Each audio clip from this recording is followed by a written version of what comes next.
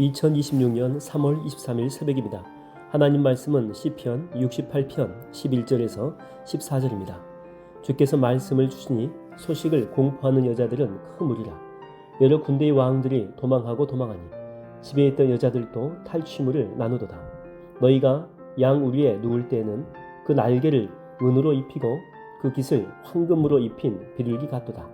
전능하신 이가 왕들을 그 중에서 흩으실 때에는 살몬의 눈이 날림 같도다. 3월에 벌써 넷째 주를 시작하는 23일 월요일 새벽입니다. 주말에 쉼을 뒤로하고 또 한 주의 첫 시간을 기도로 열기 위해서 제단에 나오신 성도님들의 삶에 하나님의 크신 은혜가 임하게 되기를 주의 이름으로 축원드립니다. 세상에 이렇게 전쟁에서 이렇게 보게 되면 가장 힘이 세고 가장 앞장서 가지고 칼을 휘두르는 사람만이 승리의 영광과 이 전리품을 독차지하게 되죠. 그 약한 자들은 그저 숨어가지고 승자들의 잔치를 구경할 뿐입니다. 하지만 이제 오늘 본문을 이렇게 쭉 보게 되면 하나님 나라에서는 이 세상의 법칙이 완전히 뒤집어지는 정말 가슴 벅찬 은혜의 장면이 등장하죠. 먼저 11절과 12절 그 상반절을 보게 되면 이렇게 나오죠. 주께서 말씀을 주시니 소식을 공포하는 여자들은 큰 무리라. 여러 군대의 왕들이 도망하고 도망한다 이렇게 나옵니다. 그러니까 이 전쟁의 승패가 어디에서 갈린다고요? 이스라엘의 군대 군사력이나 무게에 있지 않죠. 바로 주께서 말씀을 주시니 승리가 시작이 된다 이렇게 나옵니다. 그러니까 하나님이 승리를 선포하니까 나를 이렇게 짓누르던 세상의 거대한 문제들, 본문은 군대의 왕들로 나오는데 이것들이 두려워하면서 도망치기 시작한다라고 하는 거죠. 이번 한 주간 내 지혜와 내 주먹으로 여러분 세상과 싸우려고 하지 마세요. 만군의 여호와께서 내 삶에 승리의 말씀을 주시도록 우리가 엎드린다면 우리를 가로막던 세상의 세력들은요 한 길로 왔다가 몇 길로 도망간다고요? 7길로 도망가게 될 줄로 믿습니다. 자, 그렇다면 이런 승리의 그 결과가 이제 어떻게 나타나느냐? 12절 하반절을 보게 되면 이렇게 나오죠. 집에 있던 여자들도 탈취물을 나누도다 이렇게 나옵니다. 고대 시대의 그 전쟁의 전리품은요 피 흘리면서 싸운 군인들만의 전유물이었습니다. 전쟁에 나갈 힘이 없어가지고 집에 머물러 있던 여자들은 철저히 소외된 그 연약한 자들이죠. 탈취물 자체를 나눌 자격이 없다는 것입니다. 그런데 하나님은 거대한 이 적들을 물리치시고 그 전쟁, 그 승리의 그 전리품들을요 가장 약하고 이 볼품없는 집에 있던 자들의 손에 쥐어져요. 그러니까 우리들에게 주신다는 것입니다. 주님이 거두신 그 승리를 그저 우리는 선물로 받아 누리면 되는 것입니다. 1969년 인류 최초로 이게 달에 착륙한 아폴로 11호 아주 유명했죠. 닐 암스트롱이 있습니다. 세계적인 영웅입니다. 근데 그가 입고 우주를 걸었던 그 최첨단 우주복을 누가 만드는 줄 아십니까? 우주복? 당대 천재 과학자들이 만들었다 아닙니다.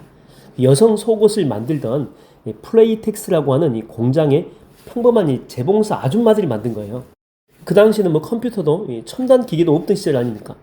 이 이름 없는 여인들이요 한 땀 한 땀 손 바느질로 21겹의 그 원단을 꿰매가지고 우주복을 완성했던 거죠. 그러니까 닐 암스트롱이 달 표면에 발을 내디디면서 막 승리를 선포했던 그 순간에 그것을 만들었던 그 공장 여성들도요 다 함께 얼싸안고 환호하면서 막 울었다니까요. 좋아가지고. 그러니까 그 위대한 역사의 승리, 기쁨, 이게 전리품 아닙니까? 이것을 함께 나누었다라고 하는 것입니다. 여러분 우리 인생도 마찬가지입니다. 내가 가진 것이 없고 남들처럼 이렇게 치열하게 세상의 무대에 서가지고 큰 공을 세우지도 못했다면서 내 스스로 이렇게 작게 여길 때가 있어요. 하지만 하나님 나라에서는 아무도 주목하지 않는 그 평범한 일상의 자리, 눈물의 기도로 이 바느질을 이어가는 그 묵묵한 자리를 가장 귀하게 여기신다라고 하는 거예요. 그러니까 주님은요, 이 밖에서 수고한 자들뿐만이 아니고 집에서 눈물로 이 가정을 지키고 또 이렇게 새벽에 나왔잖아요. 그래서 기도로서 이 기도의 사명의 자리를 지켜낸 연약한 여러분들한테도 똑같이 하늘의 가장 영광스러운 전리품을 나누어 준다고 하는 것입니다. 자, 이렇게 이 전리품을 얻은 자들의 삶은 그렇다면 어떻게 변화가 되겠습니까? 13절과 14절 보십시오. 너희가 양 우리에 누울 때는 그 날개를 은으로 입히고 그 깃을 황금으로 입힌 비둘기 같도다. 전능하신 이가 왕들을 그 중에서 흩으실 때에는 살몬의 눈이 날림 같도다. 여기서 양 우리에 눕다 이런 표현이 나오는데 이것은요 짐승들의 오물로 뒤범벅이 된 시궁창과 같은 그런 곳에서 뒹구는 거예요. 그러니까 내 삶이 비참하다 이거죠. 가장 비참하고 절망적인 그런 상태를 이야기하는 거예요. 우리의 삶이 때때로 그렇지 않습니까? 가난의 잿더미 같은 거, 질병의 잿더미, 상처의 그 잿더미에 누워가지고 웅크리고 있을 때가 있어요. 근데 전능하신 하나님께서 찾아오신다면, 하나님의 말씀이 다시 들려오신다면 기적이 일어납니다. 그 새카만 잿더미 속에 누워있던 나를, 그 날개를 은으로 이렇게 입힌대, 날개를. 그리고 깃털을 황금으로 입혀가지고 눈부신 이 비둘기처럼 영광스럽게 날아오르게 한다, 이렇게 말씀하잖아요. 이게 언제 그렇다는 거죠? 하나님 말씀이 내 인생 가운데 다시 선포될 때, 다시 들려지게 될 때, 이런 기적이 일어난다고 하는 것입니다. 여러분, 그뿐만이 아니에요.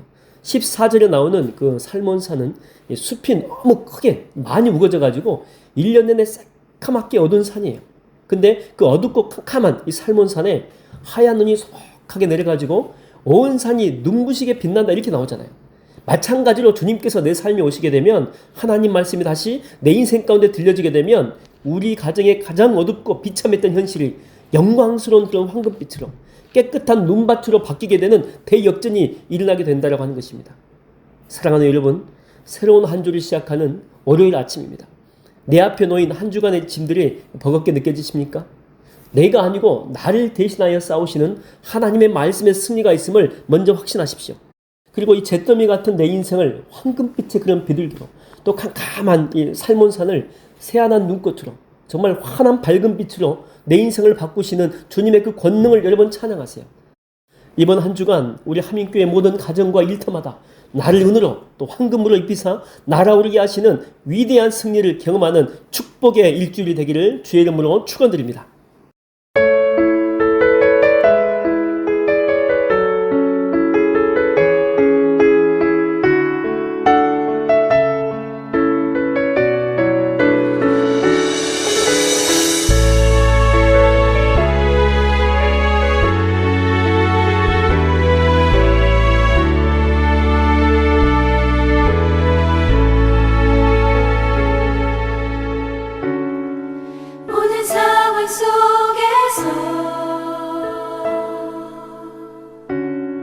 주를 찬양할지라.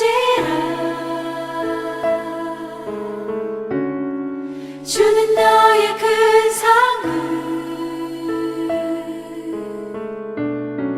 큰 도움이시라. 주의 얼굴 구할 때 주의 영을 부으사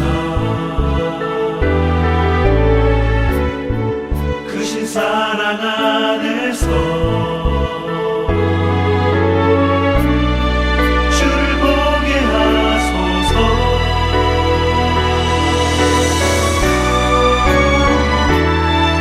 내 영혼이 걱정되고 걱정되어 싸우니 믿음의 눈 들어 주를 바라봅니다. 내 영혼이 걱정되고 걱정되어 싸우니 믿음의 눈 들어 주를 바라봅니다.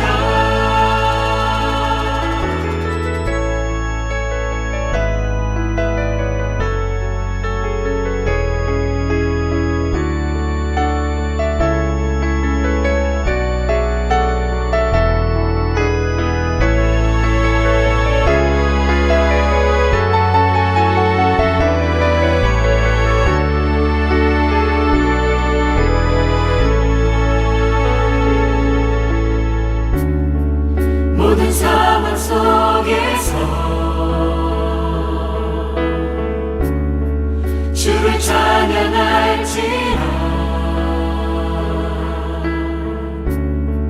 주는 너의 큰 상을, 큰 도움이시라.